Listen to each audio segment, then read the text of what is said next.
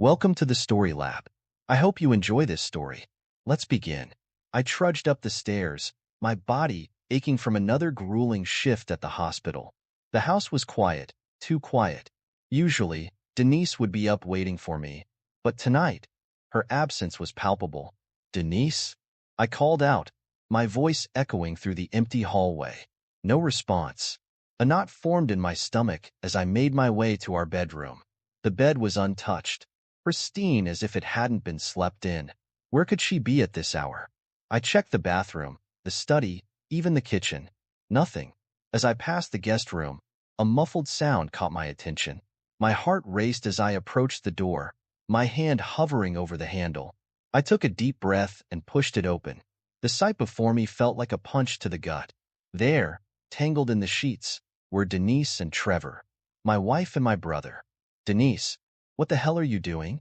The words tumbled out of my mouth, barely above a whisper. Denise's eyes met mine, cold and unfeeling. No trace of guilt or shame marred her features as she spoke. "What does it look like, Luther? I've always preferred his dick over yours." Her words cut deep, but I refused to let them see me crumble. I had suspected something was off, the tension in the house, the furtive glances between them. But to see it confirmed, it was almost too much to bear. Almost. "Look in the corner, Denise," I said, my voice steady despite the turmoil inside. "I've had cameras installed. Our dad, Thomas, is already on his way here, and I've sent him the footage." The color drained from Denise's face, her smug expression replaced by shock and fear. Trevor sat up, his eyes darting between Denise and me. "You're bluffing," Trevor spat, but the uncertainty in his voice betrayed him. I pulled out my phone, my fingers moving swiftly across the screen. "Let's add one more layer to this, shall we?" I initiated a video call, and within moments, Denise's parents' faces appeared on the screen. "Luther? What's going on?" "It's the middle of the night." Denise's mother's concerned voice filled the room. I turned the phone, giving them a full view of the scene before me. "I thought you should see what your daughter has been up to. This marriage is over." Denise lunged forward, trying to grab the phone, but I easily sidestepped her. Her parents' shocked gasps and exclamations echoed through the room. "Denise, how could you?"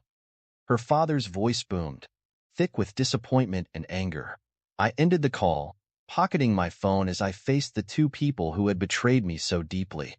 "You have until morning to get out of my house," I said, my voice low and controlled. "Both of you." Trevor scrambled out of bed, hastily pulling on his clothes. "Luther, come on, man. We can talk about this." I fixed him with a cold stare. "There's nothing to talk about, Trevor. You're no brother of mine." A commotion downstairs caught our attention. Heavy footsteps thundered up the stairs, and moments later, our father, Thomas McAllister, burst into the room. His eyes took in the scene before him, his face contorting with rage as he looked at Trevor. "You disgrace," he spat. "How dare you betray your own brother?" Trevor's face paled. "Dad, I can explain." "Explain what?" Thomas roared. "How you stabbed your brother in the back. How you've brought shame to this family." I stood back, watching as my father tore into Trevor. Despite everything, a small part of me felt vindicated. Thomas had always favored Trevor, but now the truth was laid bare for all to see. "You're no son of mine anymore," Thomas declared, his voice trembling with anger. "You'll get nothing from me. Not a penny. You hear me?" Trevor's face contorted, his true nature finally revealing itself. "You can't do that," he shouted. "I'm your son. You can't just cut me off." "Watch me," Thomas growled. Trevor turned to me, his eyes blazing with hatred. "You think you're better than me, Luther? You've always had everything handed to you. But I'm not going down without a fight." I met his gaze steadily. "There's nothing to fight for, Trevor. You've lost everything all on your own." A knock at the door interrupted the tense standoff. I turned to see Fernando Vargas, my best friend from college, standing in the doorway. His eyes darted around the room, taking in the situation. "Luther," he said, his voice filled with concern. "I came as soon as I got your message. What's going on?" I felt a wave of relief wash over me at the sight of my friend. "Perfect timing, Fernando." I could use a hand clearing out the trash. Fernando stepped into the room, his presence commanding and reassuring. He placed a hand on my shoulder, his grip firm and supportive. You're not alone in this, Luther. Whatever you need, I'm here for you. Denise, who had been uncharacteristically quiet, suddenly found her voice. You can't just throw us out like this, Luther. I have rights. I turned to her, my voice ice cold. Rights? You gave up your rights when you decided to sleep with my brother. Pack your things and get out. Now. As Denise and Trevor scrambled to gather their belongings, I felt a strange sense of calm settle over me. The betrayal still stung, but with my father and Fernando by my side, I knew I could weather this storm. The night stretched on as we watched Denise and Trevor leave, their departure marked by silence and barely contained fury. As the door closed behind them, I turned to face my father and Fernando. It's over, I said, my voice heavy with finality. Thomas clasped my shoulder, his eyes filled with a mixture of pride and sorrow. You handled this with dignity, son. I'm proud of you. Fernando nodded in agreement. What's your next move, Luther? I took a deep breath, steeling myself for the battles ahead. First thing tomorrow, I'm filing for divorce. And then we make sure they both pay for what they've done. As the first rays of dawn broke through the windows, I knew that this was just the beginning. The road ahead would be tough, but I was ready. With my father's support and Fernando's loyalty, I would face whatever came next. The betrayal had shaken me to my core, but it had also awakened something within me, a determination to not just survive this, but to come out stronger. Denise and Trevor thought they had broken me, but they had no idea what they had unleashed. The morning sun crept through the windows, casting long shadows across the living room. I sat on the couch, my head in my hands, as the events of the night replayed in my mind. The betrayal, the confrontation, the cold reality of my new situation, it all swirled together in a nauseating mix. Thomas paced the room, his face a mask of barely contained rage. I can't believe Trevor would do this, he muttered, more to himself than to me. My own son. Fernando, who had stayed the night to keep an eye on things, leaned against the wall, his arms crossed. People can surprise you, he said, his voice low and measured, and not always in a good way. A sharp knock at the door made us all jump. Thomas moved to answer it, but I held up a hand. I've got it, I said, pushing myself off the couch. I opened the door to find Trevor standing there, his face a mixture of defiance and desperation. We need to talk, he said, trying to push past me. I stood my ground, blocking his entry. There's nothing to talk about, Trevor. You made your choice. Come on, Luther, he pleaded, his voice taking on a wheedling tone. We're brothers. We can work this out. Before I could respond, Thomas appeared behind me. His eyes blazed with fury as he looked at Trevor. You have some nerve showing up here, he growled. Trevor's demeanor changed instantly. The mask of contrition fell away, replaced by a sneer. Oh, so now you care about Luther? Where was all this concern when you were always favoring me, huh? Thomas recoiled as if he'd been slapped. What are you talking about? Trevor laughed, a harsh, bitter sound. Don't play dumb, Dad.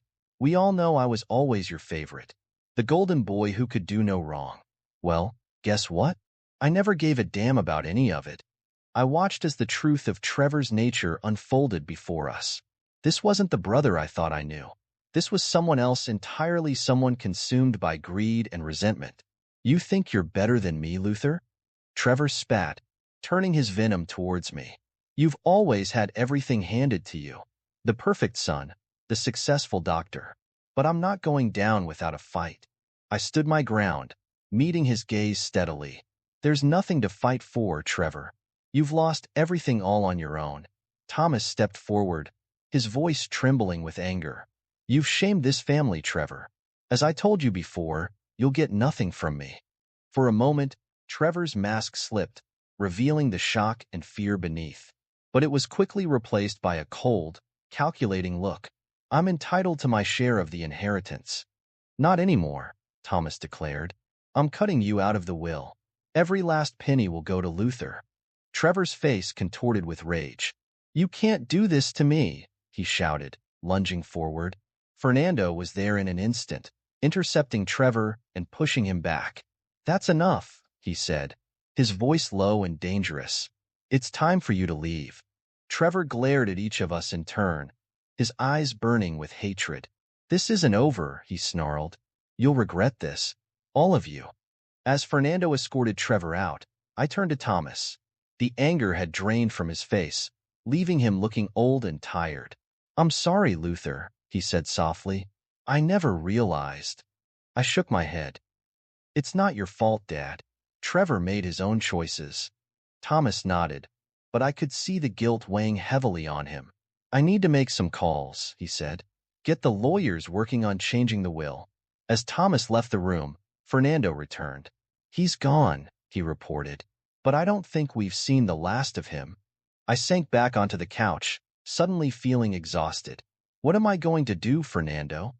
I asked, the weight of everything crashing down on me. Fernando sat beside me, his presence solid and reassuring. "You're not alone in this, Luther," he said firmly. "Whatever you need, I'm here for you. We'll get through this together." I nodded, grateful for his unwavering support. "I need to file for divorce," I said, my voice stronger now. "Make sure Denise doesn't get a penny." "I know a good lawyer," Fernando offered. "Shannon Hayes. She's tough as nails and doesn't take any crap. Want me to give her a call?" "Please," I said, feeling a glimmer of hope for the first time since this nightmare began. As Fernando made the call, I stared out the window, my mind racing. Denise and Trevor had tried to destroy me, but they had underestimated me. With my father's support and Fernando's loyalty, I would fight back. I would rebuild my life, stronger than before. This was just the beginning. The road ahead would be tough, but I was ready. Denise and Trevor had no idea what they had unleashed. I would make sure they regretted ever betraying me. The next morning, I stood in front of the mirror, adjusting my tie. The face that stared back at me was different, harder, more determined. I barely recognized myself. "You ready for this?" Fernando asked, appearing in the doorway. I nodded, my jaw set. "More than ready. It's time to end this." We drove to the lawyer's office in silence, the weight of what was to come hanging heavy in the air. Shannon Hayes was waiting for us, her sharp eyes taking in every detail as we entered her office. "Mr. McAllister," she greeted, her handshake firm, "I've reviewed your case. Are you sure you want to proceed with such aggressive terms?" I met her gaze unflinchingly. "Absolutely. Denise gets nothing. Not a penny." Shannon nodded, a hint of approval in her eyes. "Very well. Let's get started." The next few hours were a whirlwind of paperwork and legal jargon. Shannon moved with ruthless efficiency, closing every loophole, anticipating every possible counter-move. By the time we were done, I felt drained but satisfied. As we left the office, I turned to Fernando. "It's done," I said, a weight lifting off my shoulders. Fernando clapped me on the back.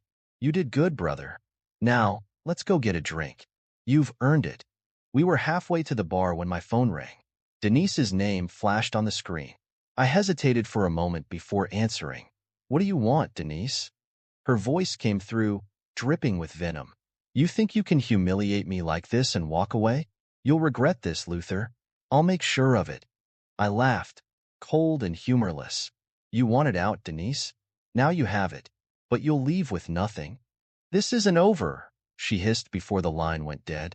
Fernando looked at me, concern etched on his face. "Trouble?" I shook my head. "Nothing I can't handle. Come on, I need that drink." As we sat at the bar, nursing our whiskeys, I couldn't shake the feeling that this was far from over. Denise's threats echoed in my mind, and I knew Trevor wouldn't give up so easily. "What's going through that head of yours?" Fernando asked, breaking into my thoughts. I sighed, swirling the amber liquid in my glass. "I can't help but feel like we're missing something, like there's more to come." Fernando nodded gravely.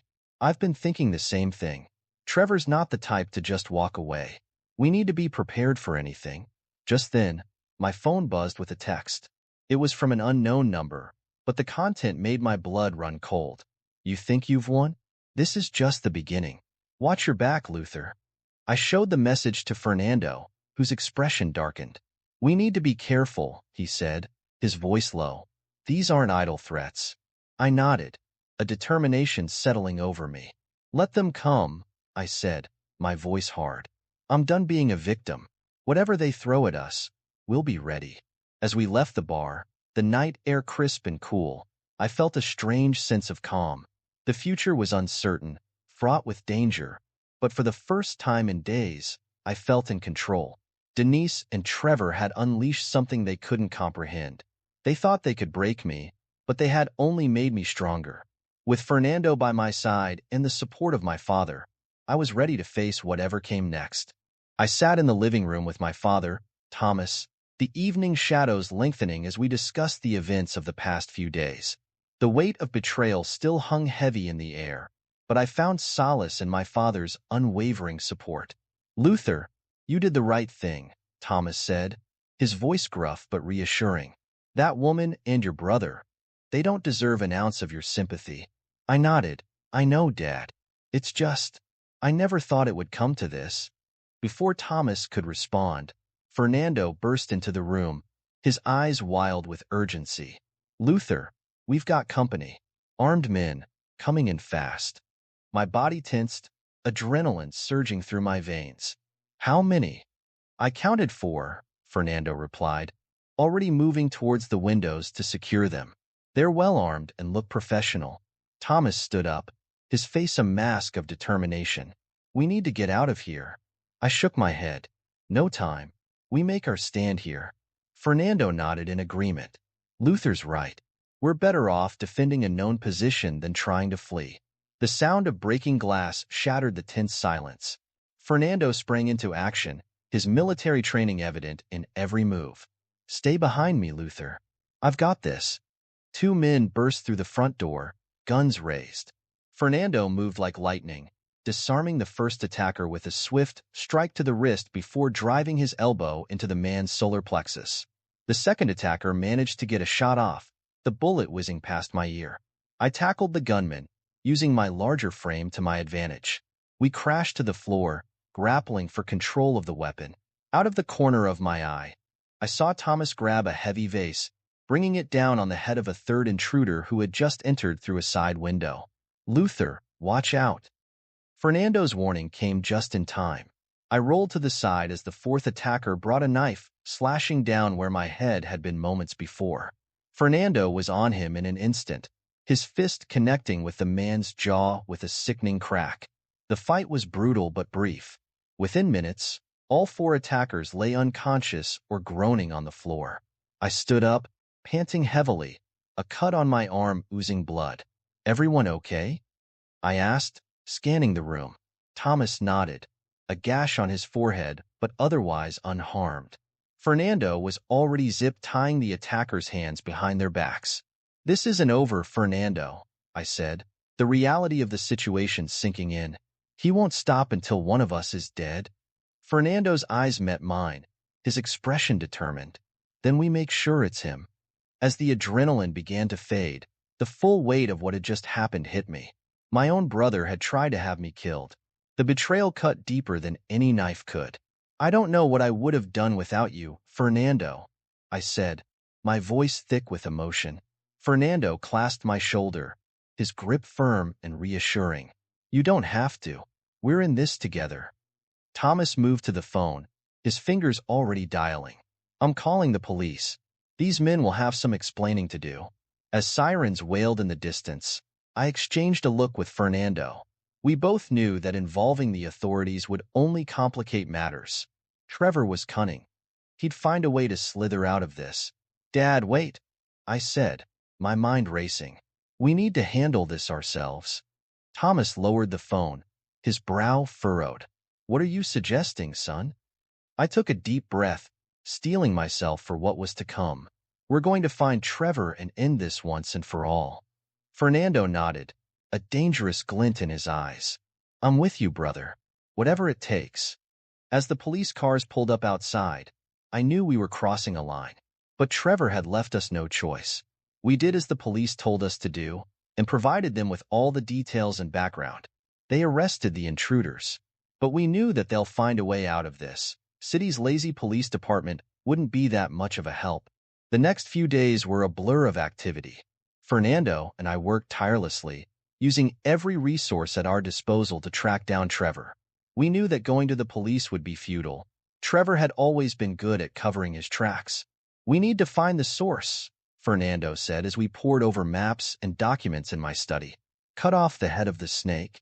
I nodded, my eyes burning from lack of sleep. "The hitman. If we can find him, we can get to Trevor." Fernando leaned back, a thoughtful expression on his face. "I might have some contacts from my military days who can help us locate him." Hours turned into days as we followed every lead, no matter how small. Finally, after what felt like an eternity, we had a name and a location. The hitman's hideout was a run-down apartment on the outskirts of town. Fernando and I approached under the cover of darkness, our hearts pounding with anticipation. "Remember," Fernando whispered as we reached the door, "we need him alive." I nodded, pushing down the rage that threatened to overwhelm me. With a swift kick, Fernando breached the door, and we burst in. The hitman was caught off guard, scrambling for his weapon, but we were faster. Within seconds, we had him subdued and tied to a chair. "Tell us where Trevor is," I growled, looming over him, "and maybe we'll let you walk away." The hitman spat at my feet, his eyes defiant. "You think I'm scared of you? You have no idea what you're up against." Fernando stepped forward, his voice cold. "Trust me, friend. You should be very, very scared." What followed was not something I'm proud of, but it was necessary. We extracted the information we needed, piece by agonizing piece. By the time we were done, the hitman was a broken man, but we had what we came for. Trevor was hiding out in a cabin in the woods, thinking himself safe from retribution. He couldn't have been more wrong. The drive to the cabin was tense, the air thick with anticipation. Fernando checked his weapon for the 10th time, his jaw set in determination. "Are you ready for this?" he asked as we pulled up to the secluded location. I nodded, my heart pounding. "Let's finish this." We approached the cabin silently, years of military training evident in Fernando's every move. I followed his lead, my own movements clumsy in comparison but fueled by determination. The element of surprise was on our side. We burst through the door to find Trevor lounging on a couch, a look of shock and fear flashing across his face. "Hello, brother," I said, my voice dripping with contempt. Trevor leapt to his feet, reaching for a gun on the nearby table. Fernando was faster, disarming him with a swift strike. "You think this ends with me, Luther?" Trevor snarled, his eyes wild. "You'll never be safe." I stepped closer, towering over him. "It ends when I say it does, Trevor. You're done." What followed was a brutal struggle. Trevor, despite his lack of training, fought like a cornered animal. His fist connected with my jaw, sending me staggering back. But Fernando was there, delivering a precise strike that left Trevor gasping for air. I recovered quickly, my larger size giving me the advantage. I tackled Trevor to the ground, pinning him beneath me. "This is for Dad," I growled, my fist connecting with his face. "And this is for everything you've put us through." It took both Fernando and me to subdue Trevor fully. As we zip-tied his hands behind his back, I felt a mix of emotions wash over me. Relief, anger, and a deep, aching sadness for what our family had become. "What now?" Fernando asked as we stood over Trevor's unconscious form.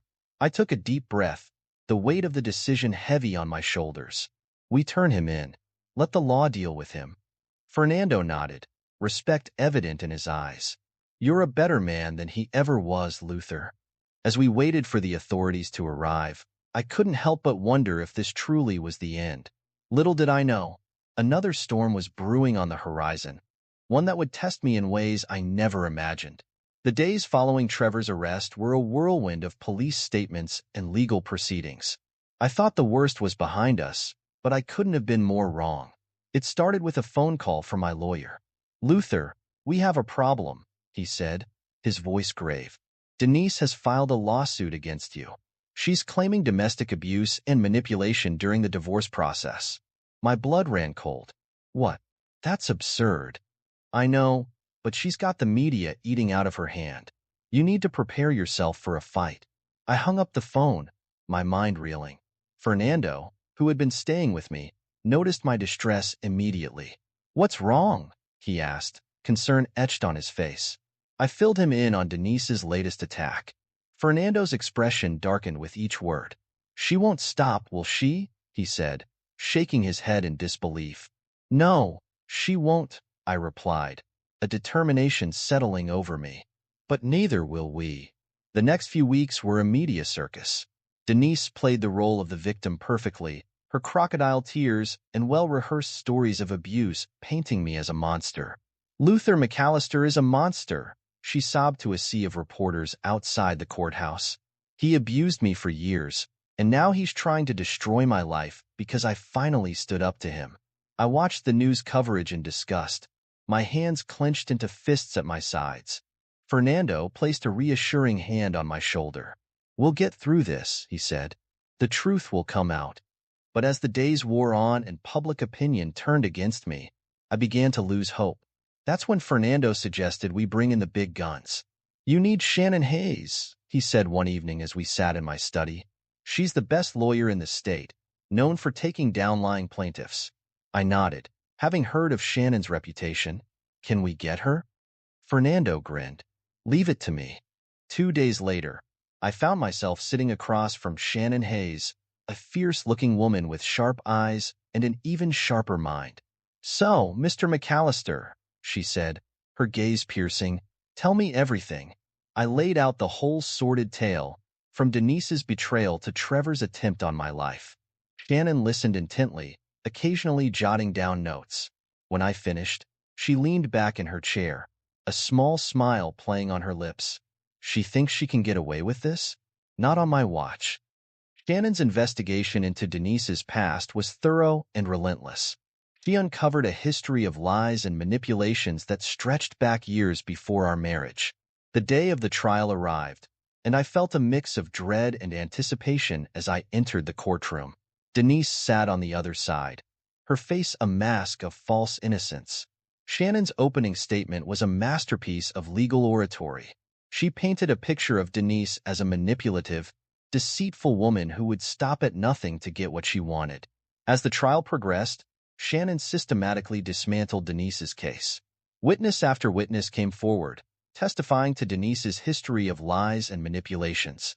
The turning point came when Shannon presented evidence that Denise had fabricated the abuse claims.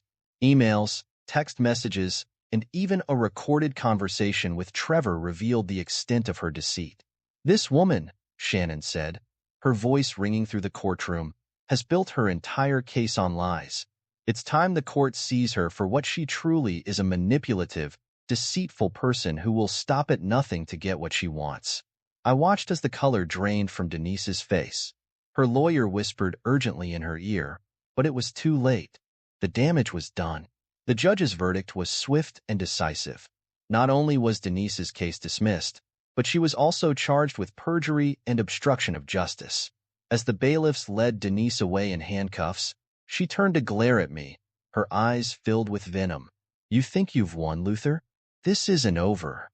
I met her gaze steadily, feeling a weight lift from my shoulders. "Yes, Denise, it is." As we left the courthouse, surrounded by a sea of reporters, I felt a sense of closure. Fernando clapped me on the back, his face beaming with pride. "You did it, brother," he said. "It's finally over." But as we drove away from the courthouse, I couldn't shake the feeling that this was just the beginning of a new chapter in my life. The funeral home was quiet, save for the soft murmur of hushed conversations and the occasional sniffle. I stood before my father's casket, my hand resting on its polished surface. The weight of loss pressed down on me, making it hard to breathe. "I'm sorry, Dad," I whispered, my voice barely audible. "I wish I could have protected you from all this, but I promise I'll make things right." The events of the past few weeks flashed through my mind. The betrayal, the attacks, the courtroom drama, it had all proven too much for my father's heart. Now, here I was, saying goodbye to the man who had always been my rock. Fernando approached, placing a comforting hand on my shoulder. "He was proud of you, Luther. Never forget that." I nodded, unable to speak. The lump in my throat threatened to choke me. As the service began, I took my place in the front row. The pastor's words washed over me, but I barely heard them. My mind was elsewhere, replaying memories of my father, his stern but fair guidance, his unwavering support, his disappointment in Trevor. Trevor. The thought of my brother sent a surge of anger through me. He wasn't here, of course. He was rotting in a jail cell, where he belonged. But the damage he'd done, it was irreparable. After the service, as people filed past to offer their condolences, I spotted a familiar face. Virginia, Trevor's estranged wife, stood at the back of the room, uncertainty written across her features. Our eyes met, and I motioned for her to approach. "Luther, I'm so sorry for your loss," she said, her voice trembling. I took a deep breath, pushing aside my personal feelings. "Thank you for coming, Virginia. How are the kids?" She looked down, her shoulders slumping. "They're struggling. It's been hard, explaining everything to them." I nodded, understanding the impossible situation she was in. "Listen, Virginia, I know things have been difficult. I want you to know that I'm here to help. Whatever you and the kids need, education, a place to live, anything, just say the word." Her eyes widened in surprise. "Luther, I don't know what to say. After everything Trevor did, you and the kids didn't deserve any of this," I said firmly. "I'm just doing what's right. My father would have wanted me to take care of family, regardless of the circumstances." Tears welled up in Virginia's eyes. "Thank you, Luther. You have no idea what this means to us." As she walked away, Fernando reappeared at my side. "That was a good thing you did there, brother," I sighed, feeling the weight of my new responsibilities settling on my shoulders. "It's what needs to be done. Those kids shouldn't suffer for their father's mistakes." The rest of the day passed in a blur of handshakes and murmured condolences. By the time the last mourner left, I felt drained, both physically and emotionally. Standing alone in the empty funeral home, I looked at my father's portrait one last time. "I'll make you proud, Dad," I whispered. "I promise." The recruitment office was bustling with activity. Young men and women, filled with a mix of excitement and nervousness, milled about, filling out forms and chatting with recruiters. I sat in a hard plastic chair, my own completed paperwork clutched in my hand. Fernando, already in his uniform, sat beside me. "You sure about this, Luther?" he asked, his voice low. I nodded, my resolve firm. "I need this, Fernando. A fresh start, a chance to do something meaningful." He clapped me on the shoulder, a grin spreading across his face. "Well, then, welcome to the family, brother. The Army will give you a fresh start, all right? And you'll have a new family that's always got your back." My name was called, and I stood, handing over my paperwork to the recruiter. As I signed the final documents after passing the physical and written test, I felt a weight lifting from my shoulders. This was a new chapter, a chance to rebuild myself. The next few months were a blur of basic training, push-ups, and drill sergeants barking orders. It was hard, grueling work, but I threw myself into it with everything I had. The physical exertion helped quiet the demons in my mind, and the camaraderie of my fellow recruits began to fill the void left by betrayal and loss. Years passed, and I found myself rising through the ranks. Fernando and I served side by side, facing challenges and dangers that made my past troubles seem trivial. We were brothers in arms now, our bond forged in the crucible of combat and shared hardship. On our last tour, we found ourselves pinned down by enemy fire. The air was thick with dust and the acrid smell of gunpowder. I looked over at Fernando, his face streaked with dirt and sweat. "Just like old times, huh?" I yelled over the din of battle. He grinned back, reloading his weapon. "Never a dull moment with you around, Luther." As we provided covering fire for our squad to advance, I realized how far I'd come. The man I was before, betrayed, angry, lost, seemed like a stranger now. The Army had given me purpose, discipline, and a sense of belonging I'd thought I'd lost forever. After what felt like hours, the skirmish finally ended. As the dust settled, Fernando and I sat against a crumbling wall, catching our breath. "You know," Fernando said, his voice thoughtful, "I think it's time we considered retiring. We're not getting any younger, and I've got a feeling there's more out there for us." I nodded, surprised to find that the idea didn't fill me with dread. You might be right. We've done our part. Maybe it's time to see what civilian life has to offer. Fernando chuckled. Look at you, all grown up and ready to face the real world. I punched his arm playfully. Couldn't have done it without you, brother. I've learned so much from you, Fernando. I don't know how I would have made it through without your friendship. His expression softened. You're like a brother to me, Luther. We've both come a long way. As we sat there, the sounds of the battlefield fading around us, I felt a sense of peace I hadn't experienced in years. Whatever came next, I knew I was ready to face it. The coffee shop was busy, the aroma of freshly ground beans filling the air. I sat at a small table, nervously tapping my fingers against my cup. It had been months since I'd retired from the army, and civilian life still felt strange and unfamiliar. The bell above the door chimed, and I looked up to see her walk in. Kristen Vargas, Fernando's sister. We'd met a few times over the years, but this was different. This was a date. She spotted me and smiled, making her way through the crowded shop. Luther, she said warmly, taking the seat across from me. It's good to see you again. I returned her smile, feeling a flutter of nervousness in my stomach. You too, Kristen. Thanks for agreeing to meet me. As we talked, I found myself opening up in a way I hadn't in years. Kristen listened intently, her eyes full of understanding and compassion. You've been through so much, Luther, she said softly, reaching across the table to take my hand. But I see the strength in you, and I want to be a part of your journey. Her touch sent a jolt through me, awakening feelings I'd thought long buried. I never thought I'd find love again, Kristen, I admitted. But with you, it feels like I'm finally home. Our relationship blossomed over the following months. Kristen's warmth and understanding helped me confront the lingering shadows of my past. With her by my side, I found the courage to fully embrace this new chapter of my life. On a crisp autumn day, surrounded by our closest friends and family, Kristen and I exchanged vows. As I slipped the ring onto her finger, I felt a sense of peace and rightness that I'd never experienced before. For the first time in a long time, I feel like I can breathe, I told her later that night, as we swayed together during our first dance. I'm ready to build something real, something lasting. Kristen's eyes shimmered with tears of joy. We'll build it together, Luther, every step of the way. As the years passed, our family grew. The sound of children's laughter filled our home, chasing away the last lingering ghosts of my past. I threw myself into fatherhood with the same dedication I'd once given to the military, determined to pass on the values my father had instilled in me. One evening, as I sat on our back porch watching the sunset, Kristen joined me, wrapping her arms around my shoulders. "Penny for your thoughts?" she asked. I smiled, covering her hand with mine. Just reflecting on the journey. Life has tested me in ways I never imagined.